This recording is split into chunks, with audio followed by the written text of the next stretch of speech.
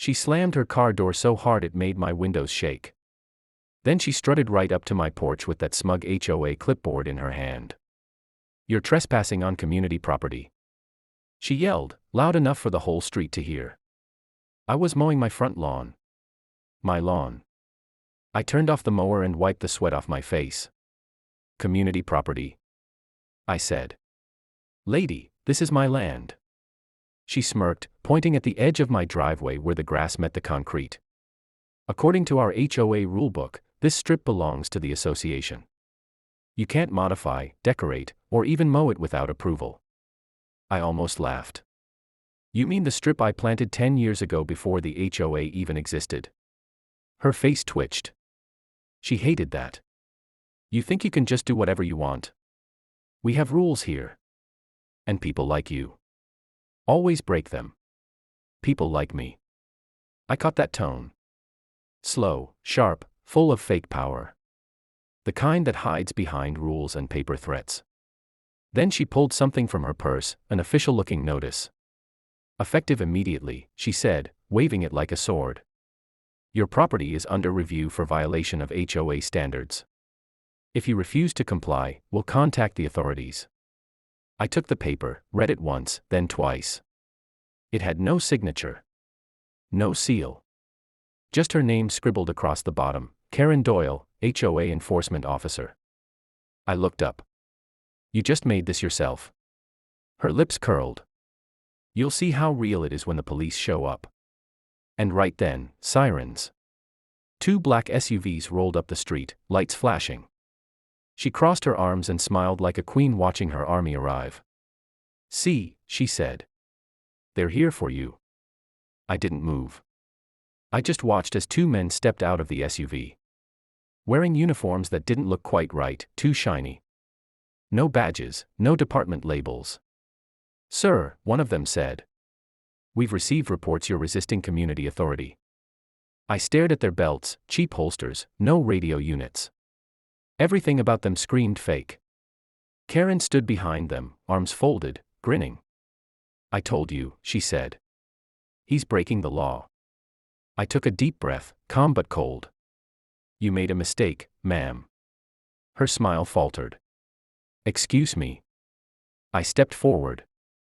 Just enough for them to see the edge of my wallet as I flipped it open, FBI credentials. Real and shining in the sunlight. "Because I am the law." Karen's face went white. The 2 fake cops froze like statues. I tucked the badge back in my pocket. "Now, let's talk about impersonating federal officers." Karen stumbled back a step, her confidence cracking like glass. "This is a misunderstanding," she stammered, her voice trembling now. The 2 fake officers exchanged nervous glances. Shifting on their feet like they were deciding whether to run or talk their way out. I tilted my head slightly. "You boys got IDs?" One of them reached for his pocket, but I raised my hand. Slow. He froze mid-motion. "If you're about to hand me a fake badge, make sure you spell department right this time." Karen tried to jump in. "They're private security. The HOA hired them to enforce community regulations." I stared at her. Private security doesn't use police lights. Or wear fake uniforms. I took a slow step closer. "That's a federal offense." Her lips twitched. You're just trying to scare me." I smiled faintly. "If I wanted to scare you, you'd already know." The tension was thick enough to choke on. A few neighbors had started gathering across the street, whispering and recording on their phones. The fake cops noticed and got pale. "Look, man," one of them muttered, "we were just told to come here and arrest me." I finished his sentence. "Who told you that?" He hesitated, eyes flicking toward Karen. She glared at him, her face red. "Don't say a word," she barked. But it was too late. The taller guy spoke up. "She did. Said you were trespassing on HOA land and had violent tendencies." The crowd gasped. I could feel every eye on us now. Karen's voice cracked as she tried to defend herself. "He's lying. He doesn't even work for us." I leaned down slightly, my tone calm but sharp. You called in fake cops, wrote fake legal papers, and tried to have me arrested on my own property. She backed away, clutching her clipboard like a shield. You can't prove anything. I tapped the side of my pocket. Funny. My door camera records audio too. Her face drained of color completely. The neighbors started murmuring louder. Phones were out, cameras rolling. Then, another siren. This one was real. Louder. Sharper. A county sheriff's cruiser pulled up behind the SUVs. The real cops stepped out. Karen froze. I turned slightly and said quietly, "Now the real law is here." The sheriff's boots crunched against the gravel as he walked up. His hand resting on his holster, not out of threat, but habit. "What's going on here?" he asked, his deep voice cutting through the silence. Before I could answer, Karen darted forward, fake confidence rushing back. "Officer. Thank God you're here," she said dramatically, pointing at me. "This man is dangerous. He's pretending to be FBI.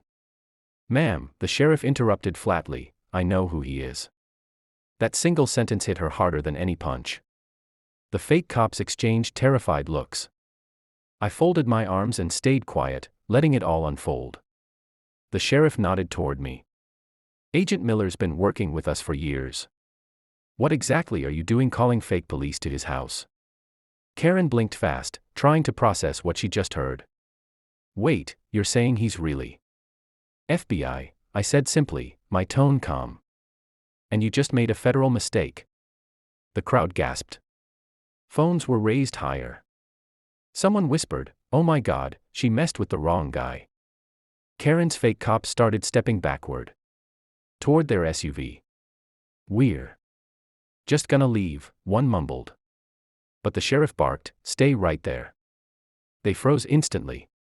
Karen's voice trembled now. "I didn't know. I thought he was lying about the property line. You filed a false report, impersonated authority, and hired unlicensed officers," the sheriff said, checking his notes. "You knew what you were doing." Her lips quivered. "I was just trying to keep the community safe." I took a slow step forward. "By calling fake cops to arrest your neighbor?" Her eyes flicked to the crowd, searching for support, but everyone had turned against her. One woman across the street shouted, "We told you to stop harassing people, Karen." Karen's mask finally cracked. "You don't understand," she muttered. "He doesn't belong here. People like him." The sheriff cut her off sharply. "Finish that sentence, ma'am." She swallowed hard, eyes darting everywhere but my face. "Didn't think so," he said, nodding toward the fake officers.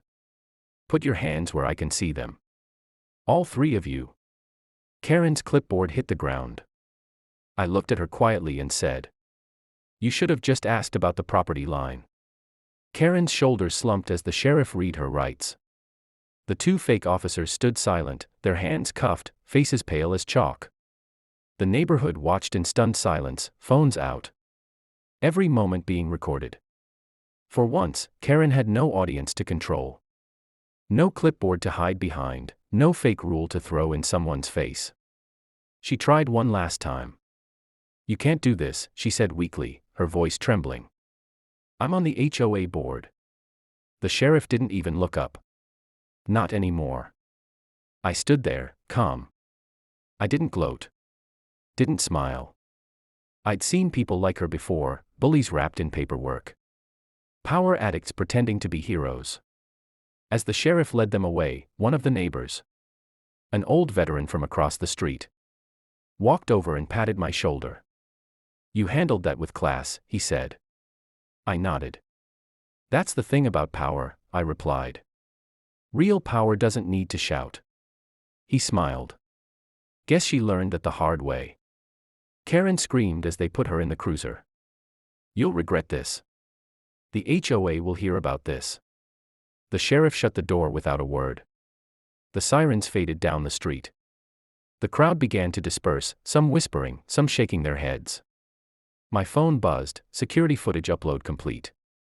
Everything was recorded. Clean, solid evidence. I looked around at my lawn, the one she tried to claim. The one I'd built with my own hands.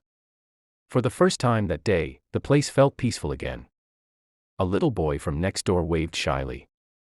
"Mister, were you really FBI?" I smiled faintly. "Let's just say I protect what's mine." He grinned and ran back to his mom. As I turned toward my house, the American flag on my porch fluttered in the wind.